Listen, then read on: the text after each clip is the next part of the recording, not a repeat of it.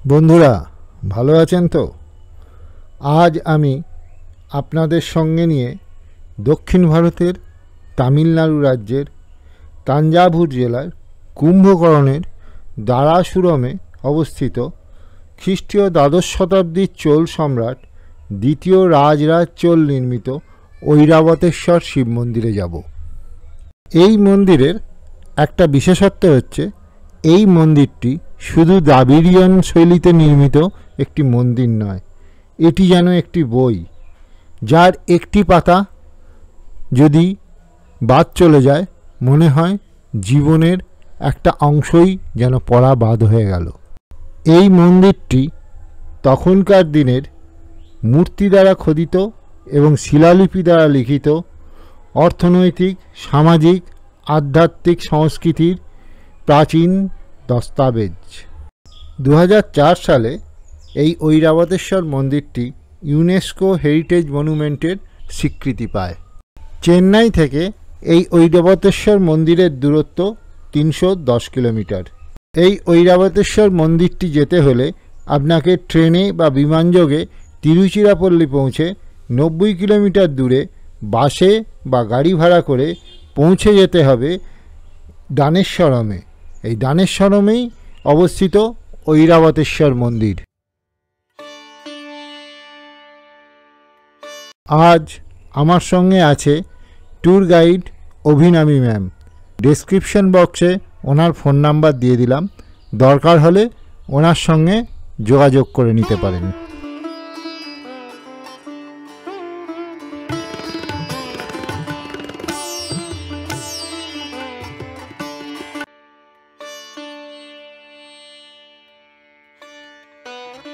আগেকার দিনের দ্রাবিড়িয়ান শৈলীতে মন্দির তৈরির একটা রীতি ছিল যে পদ্মের উপরে মন্দিরটাকে বসানো থাকতো।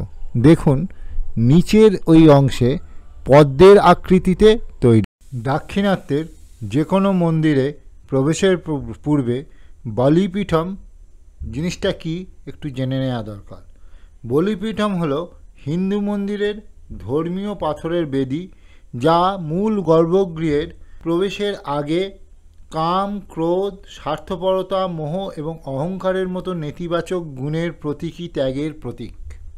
বলিপীঠম সাধারণত মন্দিরের প্রধান প্রবেশদ্বারের সামনে স্থাপন করা হয়।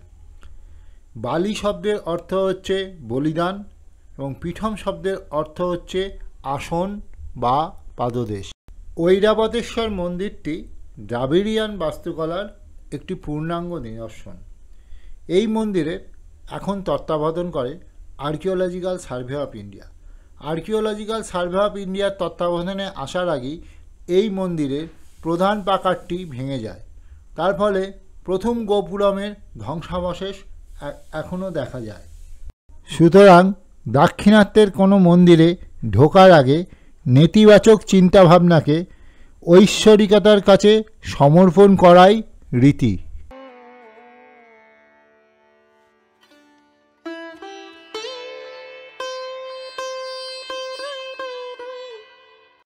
সামনেই দেখছেন তখনকার দিনের সঙ্গীত সিঁড়ি বা মিউজিক্যাল স্টেয়ার। এখানের 8টি ধাপে 8টি সুর অর্থাৎ সারেগামা পাধানিসা, সানি ধাপা মাগারেসা আজও বের হয়। এবার এই মন্দিরের নাম ঐরাবতেশ্বর হলো কেন তা একটু বলি। ইন্দ্রের হাতির নাম ঐরাবত আমরা সবাই জানি। ইন্দ্রের হাতি ঐরাবত দুর্বাসার শাপে তার সাদা রং হারিয়ে ফেলে। তখন এখানে এসে সে দেবাদিদেব মহাদেবকে প্রসন্ন করে পাশের জলাশয়ে ডুব দিলে তার আবার সাদা রং ফিরে পায়। সেই কারণে এই মন্দিরের নাম ঐরাবতেশ্বর। সামনে দেখুন শিব মন্দিরের দিকে মুখ করে বসে আছেন নন্দী মহারাজ, তার সামনে উল্টানো পদ্ম অর্থাৎ বলিপীঠম। বন্ধুরা চলুন এবার আমরা ঢুকে পড়ি দ্বিতীয় গোপুরমের তলা দিয়ে মন্দির চত্বরে। আরে বাস, এ তো একটা মন্দির নয়, যেন মন্দির তৈরির সময়ের সামাজিক, অর্থনৈতিক এবং আধ্যাত্মিকতাবাদের পূর্ণ প্রতিফলন। ঐরাবতেশ্বর মন্দিরের প্যানেলে প্যানেলে খোদিত আছে রামায়ণ, মহাভারত এবং বিভিন্ন পৌরাণিক ধর্মগ্রন্থের আখ্যান, যাতে তখনকার দিনের খুব বেশি পড়াশোনা না জানা মানুষও এইসব ধর্মগ্রন্থ এবং মহাকাব্যের সম্পর্কে মন্দিরে এসে জানতে পারেন, অর্থাৎ তাদের ধর্মীয় শিক্ষা যেন সম্পূর্ণ হয়। এবার চলুন মন্দিরের গায়ের প্যানেলে কি আছে দেখে নেওয়া যাক। সামনের প্যানেলে মহাভারতের কীচকবধের কাহিনী। পাণ্ডবদের অজ্ঞাতবাসের সময় বিরাট রাজার শালক কীচক দ্রৌপদীকে বিরক্ত করতেন। একথা জানার পর ভীমসেন কীচককে রাতের অন্ধকারে হত্যা করেন। প্যানেলে কীচকবধের পর দ্রৌপদীর চোখে মুখে সন্তোষ ফুটে উঠেছে, তা প্যানেল চিত্রে পরিষ্কার। কীচকবধের প্যানেলের একটি প্যানেল বাদ দিয়ে দেখুন তখনকার দিনে মিউজিশিয়ান বাদ্যযন্ত্র বাজাচ্ছে এবং একজন শুনছে। মিউজিশিয়ান প্যানেল থেকে দুটি প্যানেল বাদ দিয়ে দেখুন তখনকার দিনের মল্লযুদ্ধ। প্যানেলের উপরে গোলাকৃতি অংশে দেখুন তখনকার দিনের লোক কোটের ব্যবহার জানত। সামনের মূর্তিগুলো লক্ষ্য করুন, এগুলি গ্রানাইট এবং ব্যাসল্ট দ্বারা তৈরি। এই ব্যাসল্টের ব্যবহার চোল সাম্রাজ্যের নিজস্ব ছিল না, সম্ভবত এগুলো এসেছিল বিভিন্ন রাজবংশের সঙ্গে বিবাহ সম্বন্ধের প্রভাবে। তখনকার দিনের এ অঞ্চলে গ্রানাইট পাওয়া যেত না। মন্দির নির্মাণের জন্য গ্রানাইট এসেছিল 100 কিলোমিটার দূর থেকে। এই 100 কিলোমিটার তখনকার দিনে অনেকটাই দূরত্ব ছিল। আজকের মতো পরিবহন ব্যবস্থা কিন্তু তখন ছিল না। সামনের প্যানেলগুলি লক্ষ্য করুন, অদ্ভুত সুন্দর কীর্তি।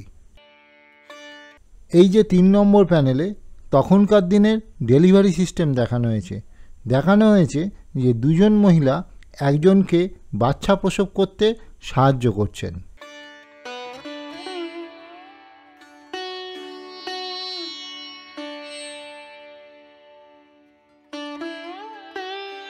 পাশেই দেখা যায় এই মন্দিরের ভাস্কর্যের এক অনন্য কীর্তি। 3 পাওয়ালা একজন পুরুষ এবং মহিলা। বাঁ দিক থেকে একটি পা চেপে ধরলে দেখা যায় একজন নারী এবং ডান দিক থেকে একটি পা চেপে ধরলে দেখা যায় একজন পুরুষ।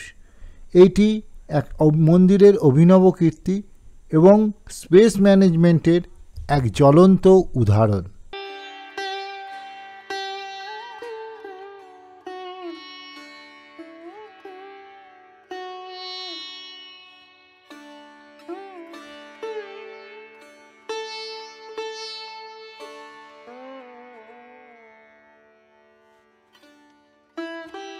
বন্ধুরা, উড়িষ্যার কোণারকের মন্দিরকে রথ মন্দির বলা হয়, এটা আমরা প্রায় সকলেই জানি, কিন্তু ঐরাবতেশ্বর মন্দিরও তাই। এখানেও দেখুন রথের চাকার সঙ্গে হাতি এবং ঘোড়া এই মন্দিরটিকে যেন টেনে নিয়ে যাচ্ছে, সেই জন্য ঐরাবতেশ্বর মন্দিরকেও রথ মন্দির বলা হয়। মন্দিরে খচিত শিলালিপি থেকে জানা যায় যে ঐরাবতেশ্বর মন্দিরটি বর্তমানের তুলনায় অনেক বড় ছিল। শিলালিপি অনুযায়ী শ্রীরঙ্গম মন্দিরের মতো এখানে মন্দিরের চারপাশে 7টি রাস্তা এবং 7টি উঠান ছিল, কিন্তু কালের প্রভাবে আজকে মন্দিরের সঙ্গে মাত্র একটি উঠোন বিদ্যমান।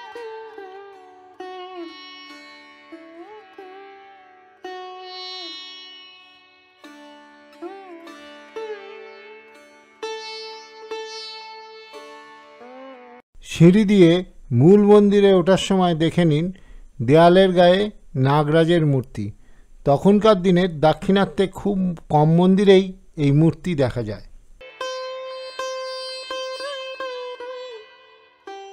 সামনেই মন্দির গাত্রে পঞ্চদেবতার মিশ্র মূর্তি, অর্ধনারীশ্বর, শিব পার্বতী, ব্রহ্মা বিষ্ণু এবং সর্বশেষে সূর্য, এই পঞ্চদেবতার মিশ্র মূর্তির সামনে আপনি দাঁড়িয়ে।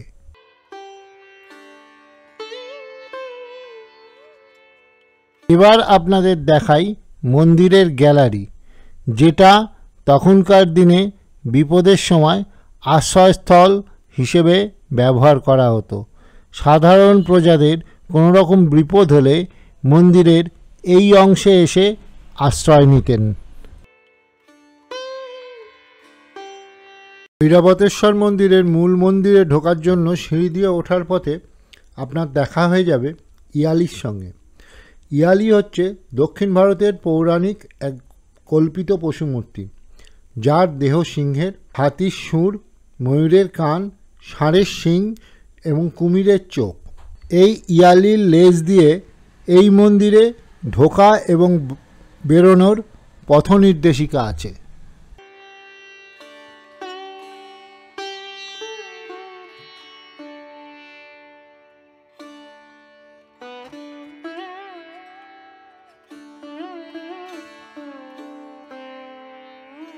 মন্দিরের ভেতরে প্রতিটি দেয়ালে তখনকার দিনের পৌরাণিক কাহিনী খোদিত আছে। এই মণ্ডপটিকে বলা হয় শতশ্রী শ্রী রাজরাজা চোলম তিরুমণ্ডপম। এটা মন্দিরের শিলালিপিতে লেখা আছে। সামনে দেখুন তখনকার দিনের অপূর্ব ভাস্কর্য, কত ছোট অথচ নিখুঁত কাজ।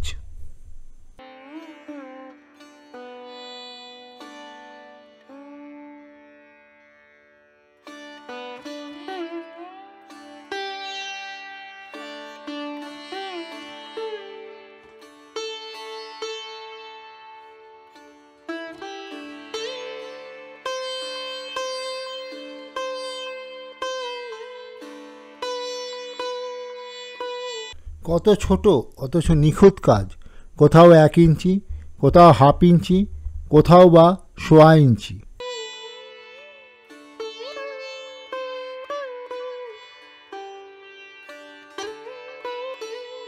নিচে দেখুন ভিক্ষা পাত্র হাতে শিব, কিন্তু তার পায়ে স্যান্ডেল।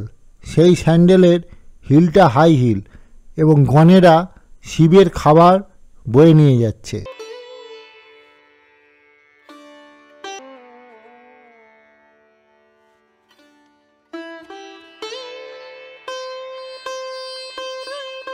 মন্দিরের স্তম্ভগাত্রে তারকাসুরের ব্রহ্মার কাছে বর পাওয়া থেকে আরম্ভ করে কার্তিকের হাতে তারকাসুরের বধ হওয়া অবধি সমস্ত কাহিনী লিপিবদ্ধ করা আছে।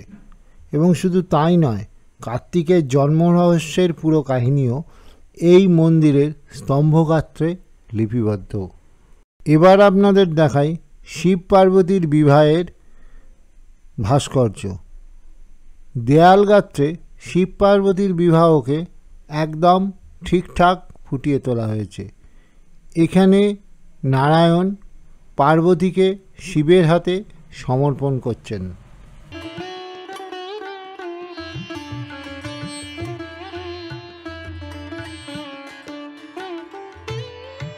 সামনের মোবাইলের আলোয় আলোকিত শিল্পকর্মের দিকে তাকান। শিব পার্বতীর যুগল মূর্তি। শিব বসে আছেন 1 পা মুড়ে, পার্বতী বসে আছেন 1 পা ছড়িয়ে, যেন মহালয়ার সেই অমোঘ বাণী হরিহর আলাপনে রত। আর দেখুন কত ছোট্টের মধ্যে এই শিল্পকর্মটি তৈরি।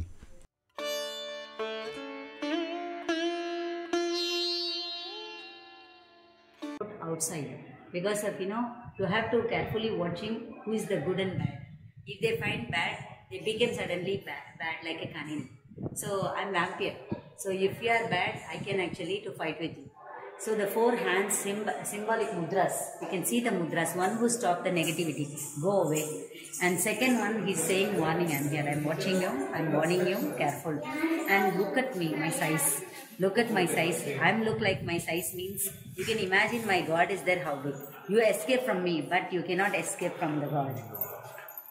These columns which are there actually finely, see, they have done with the intricating work. Each one single piece, monolithic. How hard we know the granite they have done all the details. If any mistakes happen, waste. সামনের শিল্পকর্মের দিকে তাকান। দেখুন নিত্যরত গণেশের মূর্তি, কোমরে কমরবন্ধ, ছোট্টর মধ্যে কত সুন্দর সৃষ্টি। ওইটুকু সৃষ্টির মধ্যে সুগভীর নাভি বিস্ময় জাগায়।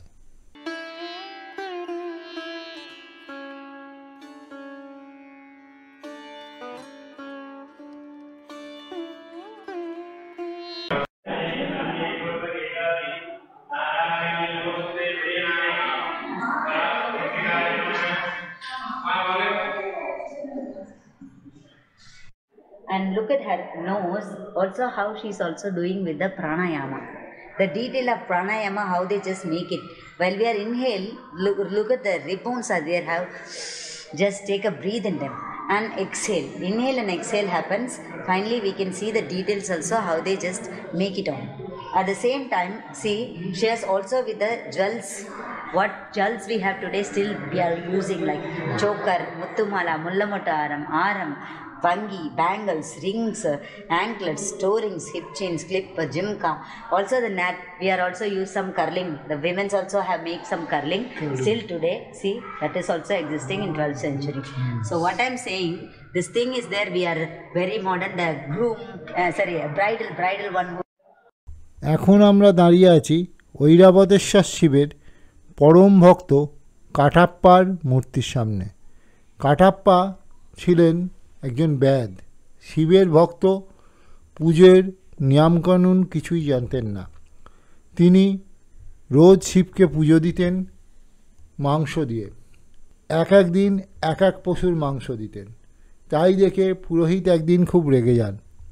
আমরা যদি কাটাপ্পার পোশাকের দিকে তাকাই, তা দেখব তিনি পায়ে পরে আছেন চামড়ার জুতো, গায়ে পরে আছেন চামড়ার জ্যাকেট, যা কিন্তু আজকেও এই যুগে আমরা ব্যবহার করে থাকি।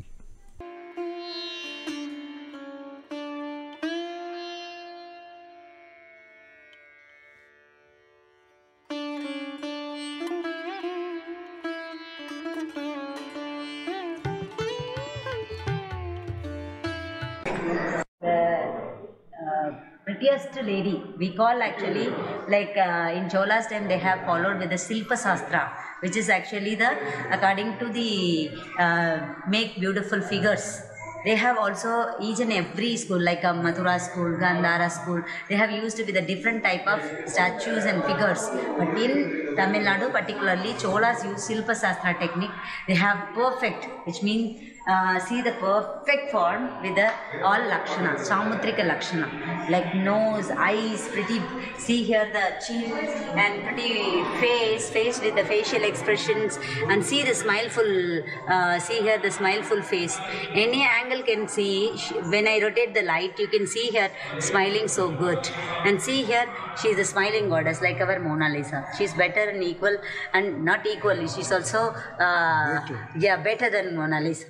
And see here her nail work, how beautiful nail work, and lotus, Kalash, Ganga, one stone, make it colors also, how it is also resemble like a common one. Yeah, how can it be possible? That is the art. মেঝের দিকে লক্ষ্য করলে দেখতে পাবেন পাশা খেলার ছক। এই ছকগুলো তখনকার দিনের পাশা খেলার প্রচলনের প্রমাণ দেয়। সামনে তাকিয়ে দেখুন তিনটি অপূর্ব নারী মূর্তি, একটিকে চেপে দিলে আরেকটি দেখা যাচ্ছে। এটা হলো তৎকালীন চোল ভাস্কর্যের এক অপূর্ব নিদর্শন। সামনের গোল গোল জায়গাগুলি তখনকার দিনের দ্বীপ জ্বালানোর জায়গা। এইখানের দ্বীপে সারা মন্দির চত্বর এবং মন্দির তখনকার দিনে সাজানো হতো। Nandi said they just have to These are all Nandi. destroyed. Yes, all the heads they chopped because it was happened in Sultan period. We had also sultans which was actually influenced in Madurai in during period of 14th century. When they came, they were 30-35 years. They came to Rome, many of the temples, they steal our prosperity because there is no image worship. They came to destroy so many things. It happened in that time. Even see, comparing with Tanjavur temple, the Vimana is actually smaller because of in Tanjavur temple 3 times bigger than this, 13 levels, here 5 levels. So at the same time, you know, the big temple, afterwards the kings are there followed, do not touch, do not beat anyone, make greater than the ancestor, to respect. As it is also, see, granite structure which is actually done by the Cholas. But some of the black color stone, see, it's not a stone. See, this figure also, it's a Gara material, Chunnamba Gara. So Gara means actually like a calcium, egoite, eggshell, you know, jahri, like honey, kadukai. Always facing, there is a south side god we call Dakshinamurti, facing towards to south. And see, this is the plan where we got seen the plan. When we put the compass, it still will see it here. See the base one where it is the place of the deity, and this is the main one in an interstructure. We were around that before. See here, we are here in this structure. Outer part, this is the outer gate, which I was explaining you here. Gopuram, second Gopuram. This is the Pradakshina path. It's a inner path, like a plant, a Simha Simmayali, with the tiny dwarfs, who are there actually little dwarfs. And can see here, imagine there is actually the patti, still there is no little drop of water, do not have to feed them the sculpture. You can feel here, see here, it will be just fallen down, the Bhatma Pitam, which helps to how to just split them water. Because you know, on Bhatma, it won't be a set of water there, so it will be split easily outside.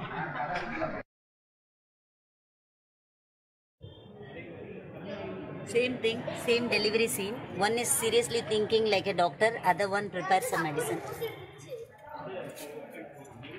This Nayanar, who was actually the short-tempered, something he heard wrong. Some people also talk about ill about the Shiva or Shaiva. When he found, he goes and just have to cut off his tongue. See here how he pulling his tongue and try to cut off the tongue. So he has also with a knife.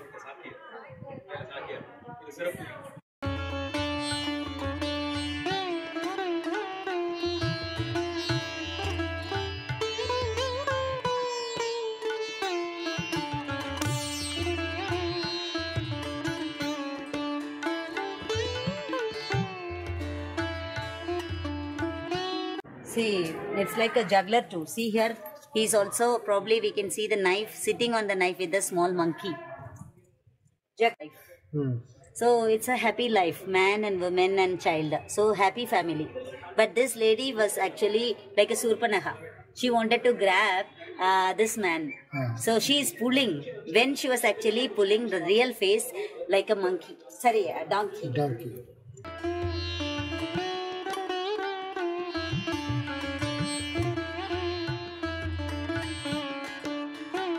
Sing, 108 singers. Yeah, holy singers. We call Voduvars. They are actually some of, you know, there is the devotional songs to have to sing in this temple. They call Voduvars. Special appointment of temple.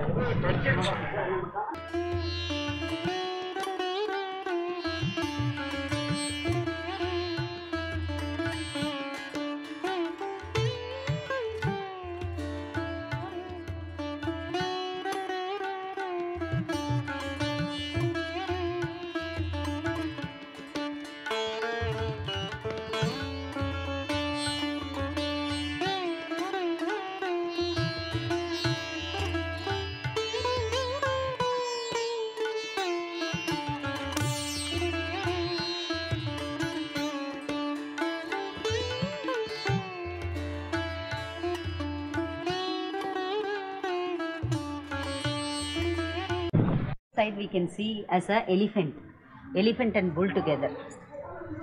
Bull and elephant. Bull and elephant together. Bull and elephant together.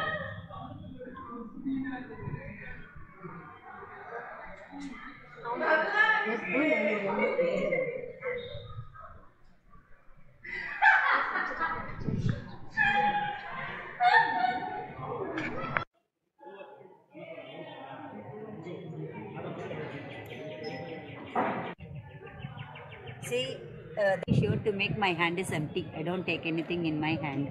So that what actually the last ritual, when they have done, they just go and pray. That is the auditor's temple. Yes.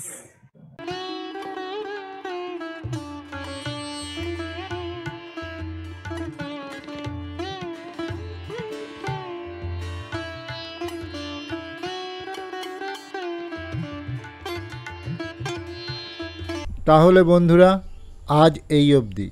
ভালো থাকবেন, সুস্থ থাকবেন, মাঝে মাঝে বেড়াতে যান, দেখবেন ভালো লাগবে। আবার দেখা হবে বন্ধুরা অন্য কোথাও। আর সবশেষে ওই যে বলি, করবেন সেটাই যেটা আপনার মন চাইবে।